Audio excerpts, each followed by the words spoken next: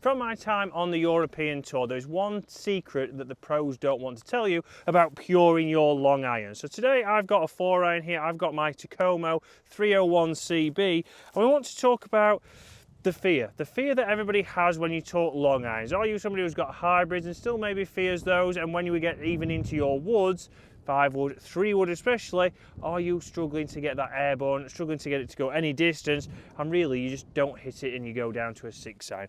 Well, what we start to see from amateurs and what pros don't want to tell you is here that obviously we are still trying to hit down into this golf ball. So yes, although this club does not have much loft, this should have around about 23, 24 degrees on it, it'll still get airborne. We still have to hit down. I'm not trying to help it up, because once I try and help that ball into the air, all I'm going to do is get this 4-iron going the exact same distance probably as my 7-iron. And what we start to see is people hang back.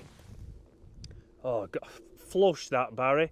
I've absolutely got it out of the screws, but it's only gone 120 yards. It's gone the same as your 8-iron, it's gone the same as your 7-iron, and that's not exactly what we want to do. So what we want to start to see here is that I am still taking a divot and I am actually still hitting down into the golf ball.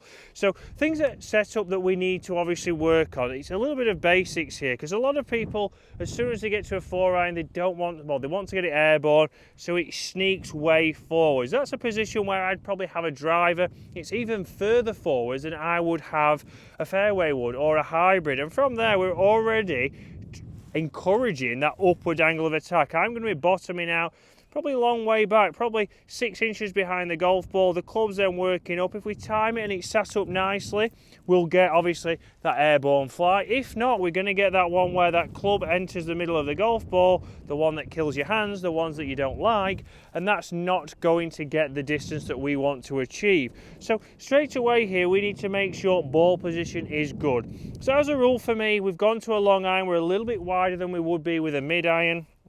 And now I want it around about a club head's width inside that left heel, obviously if you're a right-handed golfer. From there, it's still encouraging our sternum when we weight transfer to be slightly ahead of that golf ball. So my sternum isn't behind, because then to get the club to go down, I'm going to have to throw everything at it. And we're not going to create any kind of compression. So if I can get that ball position a little bit further back, and I can make the same swing thinking this is my 8-iron,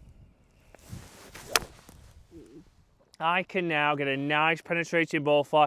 I'm on my left-hand side here. I've transferred my weight. And even that was a little bit clean. I've taken a very small divot there, bruised the turf as such, but obviously that's not much interaction with the turf. And that's not a problem. I've still hit down there. My angle of attack is still down, and I've still got that ball to launch, but I've not took a massive divot. And I'm not saying that I want to see a divot with your 4-iron exactly the same as your pitching wedge. A slug, something then going down there a long way for you to fetch. So get those basics right, guys. Make sure that ball position doesn't creep too far forwards, and then still think that, right, I am treating this as I'm going to hit down, because that's going to help the ball go up, because after all, it has got 24 degrees of loft.